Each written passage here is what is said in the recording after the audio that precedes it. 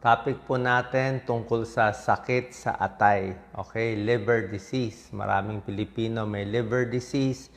Pag-usapan natin yung mga kakaibang senyales na meron na pala tayong sakit sa atay o nasisira na yung atay natin na hindi pa natin alam. After discussing itong mga senyales, actually 17 to lahat, pag-usapan din natin yung 6 na pangkaraniwang sakit sa atay ng mga Pilipino. Okay? So, senyales muna bago yung mga common diseases sa atay para makaiwas tayo dito. Number 1, senyales na may sakit sa atay, very obvious, naninilaw ang mata. Okay, sinisilip yan dito. Tinitignan natin maigi yung dito sa baba, tapos sa taas, para ma-sure na madilaw. Kung madilaw yung mata, ibig sabihin may liver problem yan. Sa paggawa ng bilirubin, kasi yung liver gumagawa yan ng bilirubin, yellow pigment eh. Minsan, hindi tayo sure kung madilaw ang mata. Merong mga iba, let's say, jeepney driver ka or nagmomotor ka, lagi ka uusukan ang mata mo. Pwedeng madumi ang mata. Iba yung madumi ang mata na parang gray, iba yung madilaw ang mata. Okay, so that's number 1. Jaundice. Minsan pag sobra na, pati kamay naninilaw na. Number 2, sign na may sakit sa atay, pagod. Like yung mga may hepatitis B, laging pagod. Pagod sila kasi liver damage leads to tiredness and weakness. Number 3, yung atay natin, dito na sa kanan yan. Sa kanan, sa itaas na bahagi. Kaya nga sa boxing, may liver punch eh. So, pwedeng mamaga ang tiyan. So, pag namamaga yung tiyan, parang may tubig yung tiyan, parang lumalaki yung tiyan, pwede yan, namamaga dito. Minsan nga kaming mga doktor, kinakapa namin dito sa may kanan, pag kapang-kapa, papahingahin ng malalim, pag huminga ng malalim, bababa yung atay. Tapos makakapa ng doktor yun, uy, matigas yung atay. So, hindi dapat matigas yung atay. At nakakapa yung pinakakanto ng atay, nakakapa ng doktor yan. So, abdominal pain and swelling, pag pinirest dito, huminga malalim, pwedeng liver problem. Number 4, ang ihi, kulay tsaa. Okay? Magkakasama yan. Madilaw ang mata, ihi, kulay tsaa. Ibig sabihin, yung bilirubin lumalabas, nasosobrahan, kaya dark urine, magkasama yan. Yellow eyes, dark urine, number 4 symptoms, kulay tsaa. At number 5 senyales, magkasama rin to, maputla ang dumi. Ang dumi mo kulay gray, di ba dumi natin dapat kulay brown. So pag kulay gray na yon, light colored stool, ibig sabihin may nakabara sa bile. Pwedeng may bato, may nakabara. So, combination yan. Maputla ang dumi, sobrang dilaw ang ihi, at naninilaw, liver problem yan. Number 6, pag may liver problem, nagsusuka. Suka ng suka, nausea, vomiting. Number 7, senyales, walang gana kumain. Siyempre, liver damage. Pero itong mga senyales na kasi, ito, maraming sakit ganito yung nausea, vomiting, loss of appetite. Number 8, makati. Nangangati sila. Kasi yung mga bile salts nag-accumulate sa katawan. So it causes itching, maraming kamot-kamot. Although yung mga may kidney problem, nangangati din minsan. Oo. Kidney kasi minsan parang uremic breath eh. Pag sa kidney problem, yung hininga medyo parang mapanghi. Ito naman liver problem, hindi makati lang. Pero liver and kidney problem, makati yung balat. Number 9, ang liver natin ang gumagawa ng pagbuo ng dugo. Ang liver gumagawa ng pag-clot. Kaya nagbubuo ang dugo natin dahil may pinoproduce yung liver natin. Pag nasira yung atay natin, mabilis na magpasa. Easy bruising, matamaan ka sa kamay. Uy, ba't malaki ang pasa ngayon? So, liver problem din yun. Sinecheck nga ang ProTime kung nasisira ang liver. Okay? Easy bruising, number 9. Number 10, syempre, pwede na magmanas. Okay? Ang manas ng liver problem, ganito. Pag may manas yung katawan, tatlo pwede may sira. Pwede may sira ang puso, pwede may sira ang liver, pwede may sira ang kidneys. Yan ang inaaral namin bilang internist, bilang cardiologist. Pag puso ang mahina, ang nagmamanas, usually paa muna. Paa, pataas. Pag ang sira, kidney failure, ang nagmamanas sa kidney, usually mukha muna. Mukha, tapos kasama na rin yung paa. Pag liver ang barado, ang nagmamanas, tiyan muna. Basic liver kasi, yung mga liver veins dyan dumadaan. So, tiyan muna, ascites, parang may tubig ang tiyan, parang may basketball, may tubig dito sa tiyan. Pero sa kakamanas ng tiyan, nagmamanas na rin yung paa. So, swelling of the abdomen and legs. Number 11, ito magandang senyales. Spider angioma. Na-explain ko na to eh. Spider angioma, meron yan, minsan kailangan tinatanggal yung baro, makikita sa tiyan. Tingnan nyo yung tiyan nyo, ako lagi ko tinitingnan. Meron parang spider, itsura ng spider. Di ba yung mga gumagapang na spider, kulay pula. Na siguro parang walo yung paa, mga ganon. Spider angioma, kulay pula, at pag pinares mo yon nawawala. May dugo yun. Pag pinares mo, nawawala. Pag pinitawan mo, babalik ulit. Spider angioma, liver problem yun. Bukang spider legs, sign of liver damage. Nakikita yan sa mga pasyente. Yung mga may liver cancer, liver cirrhosis, alcoholic. Kita mo yung ano nila, yung tiyan nila may mga pula-pula. Number 12, pag sirang-sira na yung liver, yung mga lason ng katawan hindi na nalalabas. Kasi trabaho ng liver mag-detox eh. Detox ang liver. Ang liver ang taga-detox ng mga gamot, ng mga pagkain, lahat ng mga bisyo. Ginagawa natin siya taga-linis. Liver taga-linis, kidney rin taga-alis. Metabolism, tsaka protein, taga-gawa. Trabaho ng liver. Sa dugo, maraming trabaho ang liver. Sobra dami. Actually, pinakamalaking organ ang liver. Biggest solid organ ang liver. Pinakamalaki yung atay. Tinalo pa niya yung puso. Okay? So, pag nasira na yung atay, hindi na niya natatanggal yung toxin, umaakyat sa utak na, nahihibang na. Yung iba nako-comatose. Yan ang 12 common signs ng liver problem. Meron pa tayo, 2, 4, 6. 6 medyo rare signs. Ito medyo rare pero nakikita rin. Pag nasisira yung liver, minsan lumalaki yung breast ng lalaki. Gynecomastia. Oo, nagugulo yung sex hormones eh. Number 14, lumiliit yung itlog ng lalaki. Yung testis ng lalaki lumiliit. Okay? Number 15, ito common din to. Common din to. Yung kamay, mapulang-mapula. Mapulang-mapula dito. Palmar erythema. Parang ano siya?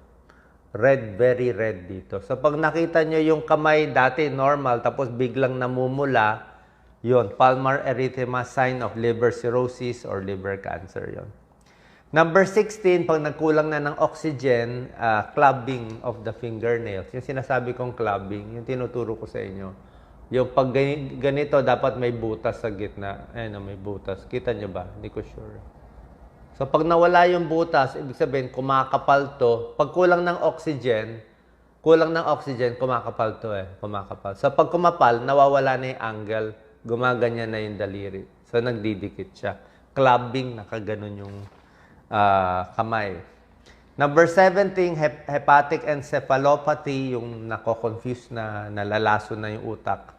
And number 18, hepatorenal syndrome. May ganito. Ang number 18, ibig sabihin, pag sirang-sira ang atay, itong kidney na wala namang pakialam sa issue, nakikiramay. Gusto makisali. Ganito yan. Yung liver nasira, sasabihin ng kidney, nasira na yung liver, makikisama ako, makikisira na rin ako. So, hepatorenal syndrome, hepato, liver, renal, kidney. So, liver, nakisama yung kidney, parehong nasira. So, liver failure, kidney failure. Nangyayari yan. Nakikisama. So, yan ang 17 signs na posible lang naman na may liver disease. Ngayon, ito yung exciting part. Ano tong 6, actually 6 to 7 to, ng mga common disease sa atay ng Pilipino. Okay? Apply natin sa Pilipinas. Number 1, very common sa Pilipinas, hepatitis A. Hepa A, Hepa E, ano yan?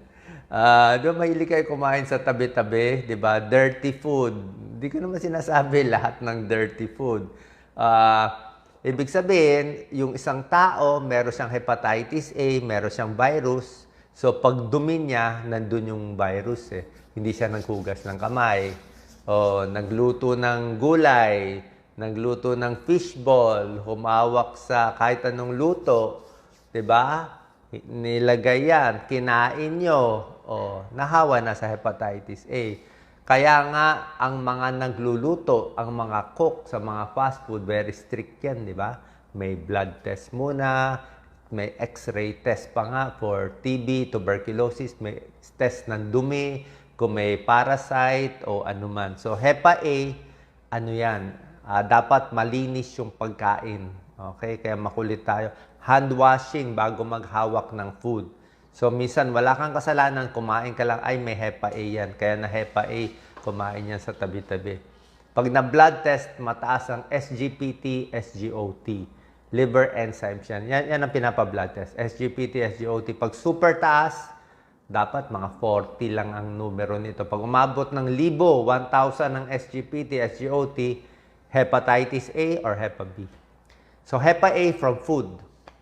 Ano naman ang hepatitis B? Ito ang problema sa ating Pilipinas. Alam nyo ba, sa Pilipinas, masya-shock kayo. Ang merong hepatitis B sa Pilipinas, 16%. Dati pa to, baka tumaas. Sobra dami. So, kung 100 million Filipinos, 16 million may Hepa B. Kung 120 million na tayo, ilan na yun? 20, 25 million na. So, ang daming may Hepa B carrier. Ibig sabihin, may Hepa B sila, nakakakalat sila ng Hepa B, pero hindi nila alam na meron sila o hindi namamalayan. So, paano napapasa tong Hepa B? Kunyari, Hepa B yung isang carrier. So, magaling na siya, wala na siyang paninilaw, pero may Hepa B siya. Nasa dugo eh. Blood test lang kayo. Magpa-blood test ng hepatitis profile. Blood test lang yan, any laboratory. Sabi mo, Miss, pwede ba magpa-hepatitis profile? O kung papayag siya na walang request, di okay. Pag positive ka sa HBs antigen, so pag positive ka sa Hepa B, makikita na ng doktor yan. Hepa B carrier ang tawag doon. Paano napapasa? Sex. Pag ang asawa mo may Hepa B, o pag yung partner mo may Hepa B, ikaw wala ka, pwede ka mahawa. By sex, pwede mahawa. Okay, yan ang problem. Isa pa, pagsalin ng dugo. Pero kaya nga yung mga dugo natin mahal eh. Tinetest for AIDS, Hepa B. So, pwede rin makapasa kung na blood transfusion ka. Pero usually, na-check naman yung mga dugo. So, usually, through sex, hindi gumamit ng condom. Yung mga gumagamit ng needle, droga, sharing needle, at basically yun. Paano iiwas sa Hepa B? Simple lang, bakuna. Maganda yung bakuna sa Hepa B. Nagpabakuna na ako for Hepa B. Ang Hepa B vaccine, 3 beses. Vaccine now, after 1 month, after 6 months, para lumakas yung antibody natin. Para kahit makipagtalik ka sa may Hepa B, hindi ka tatamaan. Mas may laban ka. Okay? So, Hepa B, tanong nyo, lumang vaccine to, safe to. Ito yung mga luma na walang problema dyan. Kasi delikado ang Hepa B. Pag may Hepa B, medyo mahina lagi. Pa-check kayo sa gastroenterologist. Siya na magsasabi. Prevention, ingat sa pagkain, iwas alak, healthy food talaga, huwag magpapapagod. Pwede na yon, pampalakas. Pero kung gusto nyo pa mamahaling gamot, punta kayo sa gastroenterologist. Merong mamahaling gamot. So, Hepa B. Isa pang problema sa Hepa B, yung nanay may Hepa B, napasa sa anak. Yan din ang problem. Yung nanay, syempre 16% may Hepa B. Maraming nanay may Hepa B.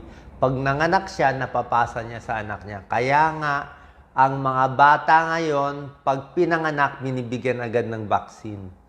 May bibigyan agad ng gamot ng turok para sa Hepa B. So, number 3. So, Hepa A, Hepa B. Number 3, ito, fatty liver. Ang daming may fatty liver ngayon. Grabe. Pa-ultrasound. Dati hindi uso fatty liver ngayon. Dahil sa fast food, ang sarap ng fried chicken, prito, fried fish, puro mantika. Diba? Ang daming may fatty liver kasi nga sa supermarket, ang bilis bumili. Nakita ko nga sa supermarket kahapon, 4 na row, puro chichirya.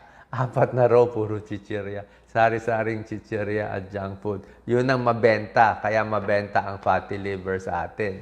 Diba? Mabenta ang mataas ang cholesterol. Mabenta ang high blood. Mabenta diabetes. Sa dami ng chichirya. Kapag may nakikita ka bumili, ang lalaki ng chichirya, sabi ko, nako.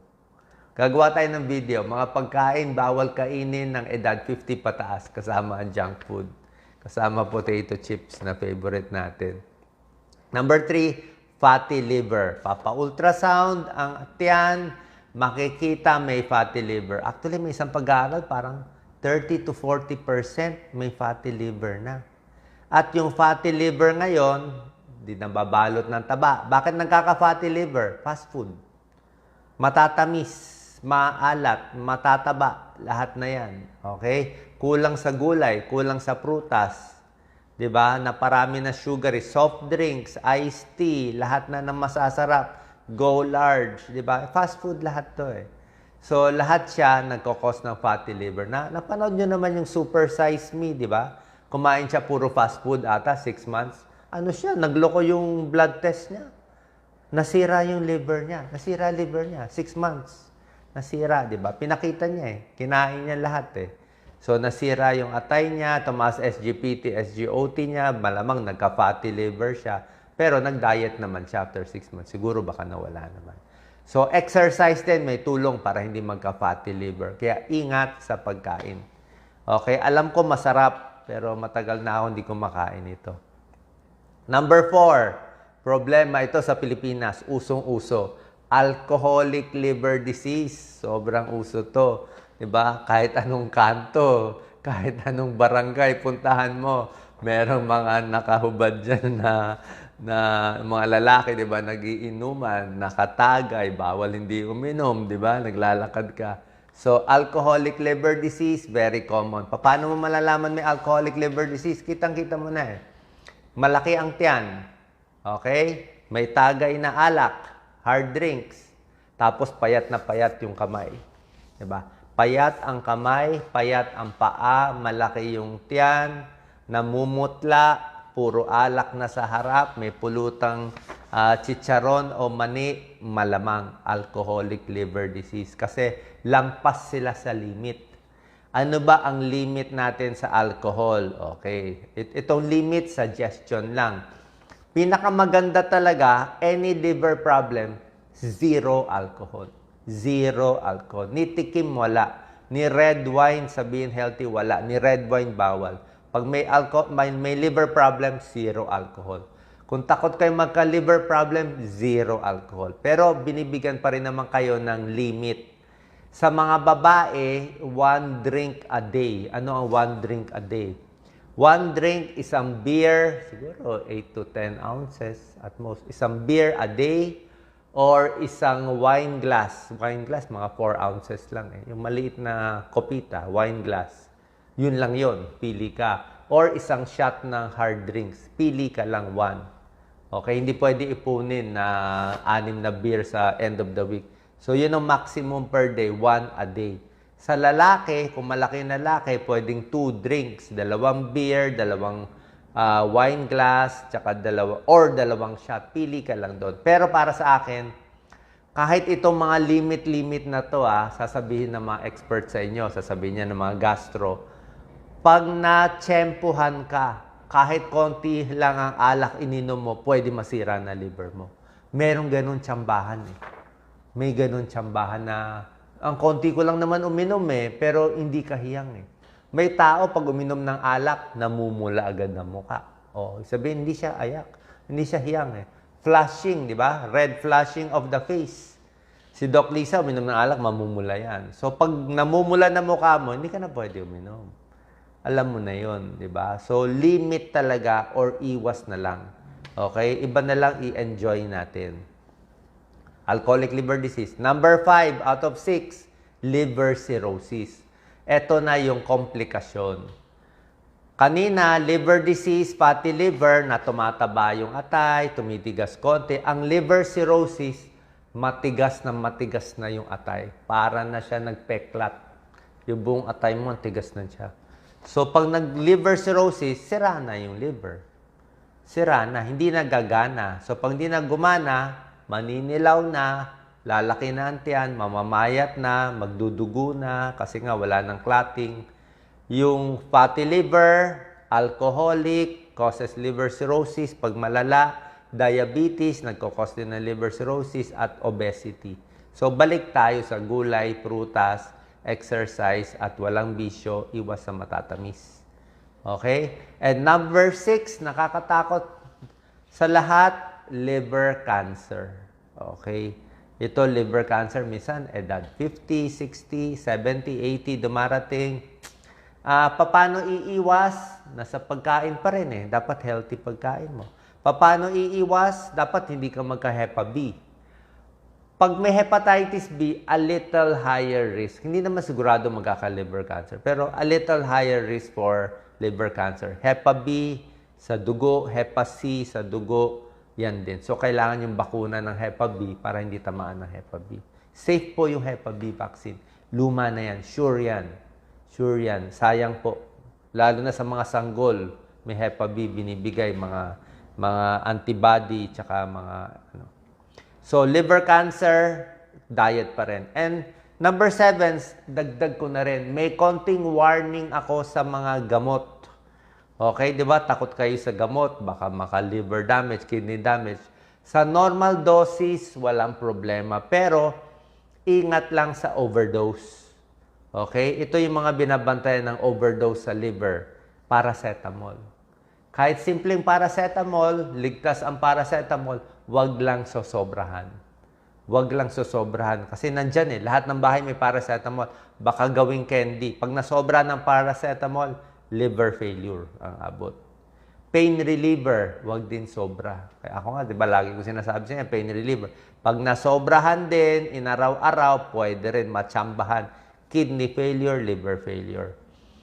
Yung mga gamot sa cholesterol, binabantayan din natin for liver. Di ba? Sinabi ko sa inyo, yung statins. Di ba? Pero binabalance yan Kaya ako, ang dose ko ng statin medyo mababa. Kanya-kanyang style. Yung ibang cardiologist, gusto high dose. Sa akin, medyo mababa. Gusto ko kasi iniingatan ko yung mga side effects sa liver, sa diabetes. So, balance. Depende sa kailangan mo ng cholesterol, kung di mo ng diet, at yung benefit ng statin at risk. Yung gamot sa TB, INH, pwede rin ingat din sa liver.